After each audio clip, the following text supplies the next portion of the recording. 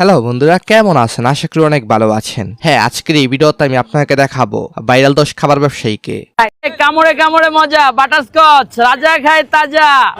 খান 14 বার করে লয়া খাইবেন না নাই। হ্যাঁ, উক্ত ব্যবসায়ীরা বেশ আলোচিত এবং সমালোচিত। তো কে কিভাবে ভাইরাল হলো, কোথা থেকে ভাইরাল হলো, সবকিছু বিস্তারিত জানাবো। তো যাই হোক, চলুন তাহলে শুরু করা যাক। আমার মা চুল পরিমাণ ঋণ শোধ করার মতো ক্ষমতা আমার হয় নাই। হ্যাঁ, তার নাম সেলিম মিয়া, অনেকে তাকে কান্দা সেলিম নামে ডাকে। এই প্রশ্নটার উত্তর আমার আওতার বাইরে, কারণ অনেক ছাত্র অনেক সময় দোকান বন্ধ থাকলে অন্য কিছু নিয়ে যায়। তিনি তার মাকে অনেক ভালোবাসেন, তাই মাকে নিয়ে অনেক সুন্দর সুন্দর কথা বলেন তিনি। যদি কোনো মা কোনো সন্তানদের দোয়া করে, সেই সন্তান কোনোভাবেই কষ্টে থাকতে পারে না। হ্যাঁ, তার দ্বারা ভালো কাজও হয়েছে। তিনি নর্দমার ড্রেনের পাশে খাবার বিক্রি করেন। এর মধ্যে কেমনে দোকান করবো? দেখছো পানি, হ্যাঁ ময়লা পানি দেখছো, সব পানির নিচে। যা চোখে পড়ে মাননীয় প্রধানমন্ত্রী তারেক রহমানের। এরপর সেই নর্দমা পরিষ্কার করা হয়। তারেক রহমান আপনার ভিডিও থেকে আমাকে এখানে পাঠিয়েছে, আমাকে বললো যে মন্ত্রী সাহেব আপনি গিয়ে সেলিমের সাথে দেখা করেন, ওখানে কি সম্ভব। তবে তাকে নিয়ে অনেক আপত্তিকর মন্তব্য করা হয়, বিশেষ করে তার কান্নার জন্য। কিন্তু তিনি মনে করেন 15 সেকেন্ডে একজনের জীবন কাহিনী কেউ বলতে পারবে না। আরে আল্লাহ কি তোমার জ্ঞান দেয় নাই? 15 সেকেন্ডে তুমি একটা 55 বছর মানুষের জীবন কেমনে ভাসলা করো? তিনি মূলত মাকে নিয়ে কথা বলার জন্য অধিক ভালোবাসা পেয়েছে। আমি আল্লাহর কাছে চাইছি আমার মায়ের নিয়ে উমরায় যাবো। আজকে 2-3 দিন যাবত আমারে ফোন দিতে। তার বিরুদ্ধে অনেকেই অপপ্রচার চালিয়েছেন। মরা মুরগি বেচে এরকম বাজে কমেন্ট একজনকে না করাই ভালো। তবে তার কথাগুলো কিছুদিন বেশ ভাইরাল ছিল। 32 বছর বিয়ে করছে, অহন আমি ভালো না। 32 বছর এক বিছনায় ঘুমাই, অহন আমি ভালো না।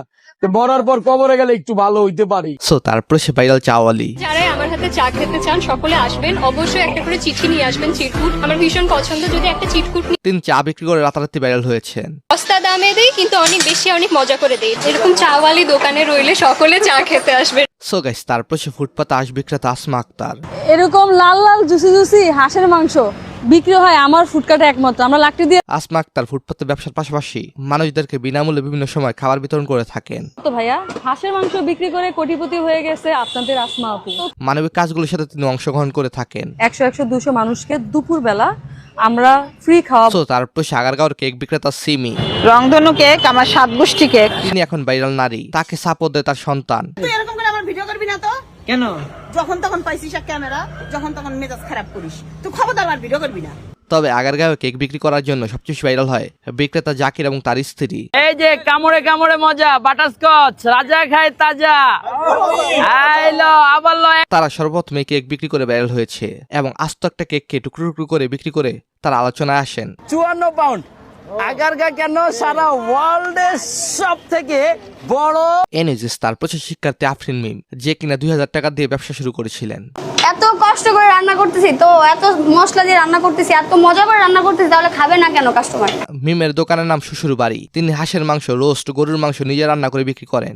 শাশুড়ি আম্মা, এই যে 20 টাকা নিয়ে আসছি, আমাকে চাপটি পিঠা বানাই দেন তাড়াতাড়ি। 20 টাকাতে চাপটি পিঠা? হ্যাঁ। তিনি শ্বশুর বাড়ি নামে ঢাকা শহরে 3-4টির বেশি রেস্টুরেন্ট তৈরি করেছেন। আর আজ আমি 5টি দোকান দিয়েছি। যদিও তার দোকানের খাবার এখনো খাইনি, তবে তার তরকারি কালার খুবই সুন্দর। 2 3 তিনি এছাড়াও সি ফুড কাঁকড়া বিক্রি করেন। তার লোকেশন উত্তরা দিয়াবাড়িতে, সেখানে সে হাঁস বিক্রি করেন। আপু এটা কি আর একটা কাঁকড়া দিচ্ছেন আমাকে? জি ভাইয়া, এই যে আরেকটা কাঁকড়া দিচ্ছি আপনাকে। আপনার ওয়েবসাইট, ইনস্টাগ্রাম, টিকটক, টুইটার সহ বিভিন্ন সোশ্যাল মিডিয়ায় ফলো করতে পারবেন। আর হ্যাঁ, প্রথমে নতুন একটি জিমেল বা ইনস্টাগ্রাম অ্যাকাউন্ট খুলবেন। বলে এখানে রিয়েল ইনস্টাগ্রাম অথবা জিমেল দিয়ে লগ ইন করবেন না। লগ ইন করার পর অনেকগুলো অপশন আসবে, আপনি যে সেটে ফলো করতে চান সেটাতে ক্লিক করবেন। আমি ইনস্টাগ্রাম ফলো করতে চাই, তাই ইনস্টাগ্রাম অ্যাকাউন্টে ক্লিক করলাম। এরপর ইনস্টাগ্রাম ইউজার নেম চাইবে, তারপর ইনস্টাগ্রাম ইউজার নেম দিয়ে ফাইনাল জোরে ক্লিক করবেন। তো এই ক্ষেত্রে আপনি রিয়েল ইনস্টাগ্রাম ইউজার নেম দিলে সমস্যা নেই। এরপর এখানে আপনার ন্যূনতম ফলোয়ার উঠে দিবেন। মনে করেন আপনার 500 ফলোয়ার প্রয়োজন, আপনি 500 লিখে দিবেন। কিন্তু আমি আপনাদেরকে দেখানোর উদ্দেশ্যে 100 ফলোয়ার লিখে দিলাম। এরপর এখানে স্টার্টে ক্লিক করবেন এবং ধীরে ধীরে এক ক্লিকে 100 ফলোয়ার বেড়ে যাবে। এই যে দেখেন কত নোটিফিকেশন এসেছে। হ্যাঁ, লিঙ্ক পিন কমেন্টে দেওয়া আছে। এরপর রয়েছে ভাইরাল তরমুজ বিক্রেতা। তার ডায়লগ এবং মিম ভিডিওগুলো ইতিমধ্যে হয়তো অনেকেই দেখেছেন। ওই কি রে, ওই কি রে, মধু মধু মধু মধু মধু রসমালাই। এই বিক্রেতা অনেকদিন আলোচনায় ছিলেন। কোন খানকির চুরিটা না? ওই তার মা রাইমিস রে, খানকির পোলা কেন রিডাটা মারছ আর মা রাইমিস। সো তারপর সে 300 ফিটের হাঁস বিক্রেতা শাকিলা। কারো কারো আমার ভালো লাগে, কারো কারো আমার খাবার ভালো লাগে, কারো কারো রান্না ভালো লাগে, কারো কারো ব্যবহার ভালো লাগে, এক একজনের এক এক কিছু। আমি একদিন মূলত 300 ফিট ভাইরাল হওয়ার অন্যতম নাম হলো শাকিলা, আর 300 ফিট হাঁসের মাংস ভাইরাল হওয়ার পিছনে এই শাকিলার ভূমিকা অন্যতম। সবাই খায় বাস, আমার এখানে এসে খায় দেশি হাঁস, নরম নরম নরম। এখন মানুষ 300 ফিটের নাম শুনলে প্রথমে হাঁসের মাংস খেতে চায়। শাকিলা এখানে হাঁসের মাংস খেতে যাব বা যাবো, অনেকে 300 চিনতো না, আমার দ্বারা চিনছে। হ্যাঁ, শাকিলা ভাইরাল হওয়ার পরই তার জীবনে নেমে আসে ভয়াবহ এক অবস্থা। অনেকে 300 ফিট আসে বন্ধ করে দিচ্ছে। শাকিলা দোয়ান আসে, অনেক অনেক মানুষ আছে মানে আসে এই বাসা থেকে প্ল্যান করেছে। ভাইরাল হওয়ার কয়েক বছর পরেই তার স্বামী আত্মহত্যা করে। এরপর থেকেই শাকিলার উপর অনেকেই ব্লেম দিতে থাকে। সুখে যাচ্ছিস কি তোর এমন দেখা যায় কি লেগেছে, বাপ মায়েরা বলে সন্তান দেখলে বুঝে যে কেমন দেখা যায়। এন্ড পরবর্তীতে শাকিলা অনেকটাই স্যাড জীবন যাপন করতে শুরু করে। কেউ নেই আমার দুনিয়ার মধ্যে, আমি দুইটা পথ পাইছি, এক সন্তান এক মৃত্যু। এছাড়াও বর্তমানে তিনি সমাজে ক্রিটিসিজম হচ্ছে। ধৈর্য দিছে ওই পরিমাণ সহ্য করি, আলা প্রচুর পরিমাণ ধৈর্য দিছে, অনেক ধৈর্য দিয়ে দিছে আমারে। আচ্ছা, 300 ফিট আপনি কিভাবে চিনতেন? আমি চিনতাম শেখ হাসিনা স্টেডিয়াম এবং শাকিলার জন্য। সেদিন আগে শাকিলা আপু আসছিল আমার শ্বশুরবাড়ির দোকানে খাবার খেতে। এই ব্যাপারটা আমি ফার্স্টে অনেকে চিনতে পারি না, সত্যি কথা। সো তারপর সে বরিশালের বাতার হোটেল বয় মিজান। তিনি ভাইরাল হয়েছেন 100 টাকার গরুর মাংসের সাথে আনলিমিটেড দাঁত বিক্রি করে। লয়া খান 14 বার করে লয়া খাইবেন না নাই। এরপর হুমড়ি খেয়ে পড়ে তার উপর লাখ লাখ হলুদ সাংবাদিক। আমার অন ভাই ইউটিউবার এর দরকার নাই, ইউটিউবার আমার ক্ষতি করে। ওরা 3 জন এক লগে আয়া একজনে ক্যামেরা ধরে। তিনি ভাইরাল হওয়ার পর থেকে তার কার্যক্রম সুন্দরভাবে করতে দেয় নাই কোনো ফেসবুকাররা। বন্ধ করার কথা কই রানিং করছি, হ্যাঁ হরা আদি ইউটিউবারে 7টা বাজে বেরিয়েছে। শোনেন এরপর সেও সাংবাদিকদের অত্যাচারে মাথা ঠিক রাখতে পারে নাই। অপমান করে কথা বল, অমুক খুঁজা মেরা কথা বল, অমুক খুঁজা ভাই আমি এমপি মন্ত্রী পৌঁছে কোনো জায়গায় ভাই আমি। এইভাবেই ধীরে ধীরে অনেকটাই উগ্র হয়ে যায় এই বাতের হোটেল বয় মিজান, যাকে তাকে সে কথা শোনায়।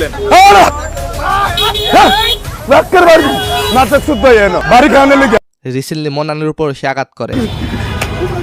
তো এই বিষয়ে শাকিলা যা বলেছেন। আর মিজান ভাইয়ের দ্বারা মন্নান নেই উঠছে, মন্নান না দ্বারা কিন্তু মিজান ভাই অনেক চিনছে। বেড়ারে মারাই ভাবে ঠিক হয় না, আর মারা এক কথা বলতে গেলে ঠিক হয় না, বা ঠিক হয়েছে। কাজকর্ম করতে দেন আপনাকে ইউটিউবরা, কাজ করতে দেয় না, মানে কাজের উপরে জাপাই পরে ভিডিও করার লাগে। বিশেষ করে নোয়াখালীর মন্নান ভাইরাল নেশায় অতিরিক্ত চালাতে মিজানকে। হরতনে মান্নানের কথা যে জিগাইবো হেয়ার এনো ভিডিও বন্ধ। তবে মিজানের হোটেলে এক পাগল গেলে আরেক পাগল আসে। চলে না ওরে তুই পাগল, তোর গোষ্ঠী পাগল। তো রিসেন্টলি তার বিরুদ্ধে অভিযোগ আসে সে চোরাইভাবে বিদ্যুৎ ব্যবহার করে। এরপর পুলিশ লাইন কেটে দেয়। তো এরপর তিনি অতিরঞ্জিত হয়ে পুলিশকে আঘাত করে বসেন।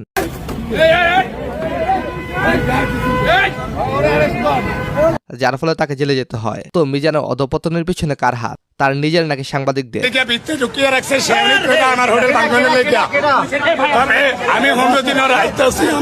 তো তিনি জেলে যাওয়ার পরই তার বাতের হোটেল ভেঙে দেওয়া হয়। টাকা না থাকলে সে বিনামূল্যে খাবার দিয়ে দিত। এই মিজানের হোটেলটা ভাইরাল হওয়ার পর থেকে কত শত হাজার। সিটি কর্পোরেশনের অভিযোগ তিনি অবৈধভাবে ফুটপাতের উপর বাতের হোটেল দিয়েছেন। সিটি কর্পোরেশন থেকে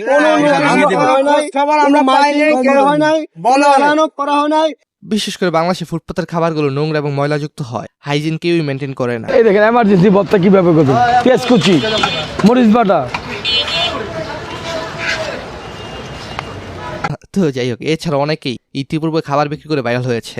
বুফে খাবো, ওরাও বুফে খাবে, বউ শাশুড়ি সেম কিন্তু সব রেস্টুরেন্টে খাবে, বাইরে থেকে খাবার আসবে অলরেডি। একজন আছেন জুটা মাংস বিক্রি করে ভাইরাল হয়েছে, কেউ জালমুড়ি, কেউ বা ফুচকা। তো আজকের পরে কোন খাবার বিক্রেতাকে আপনার কাছে বেশি ভালো লাগে এবং কে বেশি হাইজিন মেনটেন করে আর কে নোংরা পরিবেশে খাবার বিক্রি করে কমেন্টে জানাবেন। সো ধন্যবাদ সবাইকে, ভালো থাকবেন, ভালো আপনার চাপাস।